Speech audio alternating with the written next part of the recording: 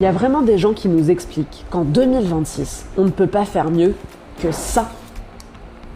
Et pourtant, depuis 23 ans, vous payez pour que ça change. Voilà le plus grave. Vous travaillez gratuitement un jour par an depuis la canicule de 2003 pour une journée de solidarité envers les personnes âgées. C'est-à-dire un jour de plus pour le même salaire. Et regardez où est passé votre argent. Cette journée rapporte l'équivalent de 3,5 milliards d'euros par an à l'État. Figurez-vous qu'avec l'équivalent d'une seule année, on pourrait financer la climatisation complète de tous les EHPAD de France. Une deuxième année suffirait à financer la climatisation complète de tous les hôpitaux de France. Une troisième année de toutes les écoles et crèches qui seraient entièrement climatisées. 3 années auraient dû suffire à climatiser tous les équipements clés. Mais 23 ans plus tard, moins de 10% des écoles sont climatisées et seules quelques pièces sont rafraîchies dans la plupart des hôpitaux et des EHPAD. Et le plus fou, c'est qu'on continue. En 2026, on accepte encore de donner des permis de construire à un hôpital neuf sans climatisation. On vous prélève des milliards au nom de la canicule et 23 ans plus tard, on meurt toujours de chaud dans les mêmes endroits qui seraient censés nous protéger. Alors on va me sortir l'argument habituel. La clim, c'est mauvais pour la planète. Écoutez bien, parce que c'est une arnaque monumentale. Un climatiseur ne crée pas de chaleur, il la déplace. Il prend la chaleur du dedans et il la met dehors. C'est la base de la thermodynamique. Accuser la climatisation d'aggraver la canicule, c'est comme accuser les pompes à chaleur d'aggraver les vagues de froid en hiver.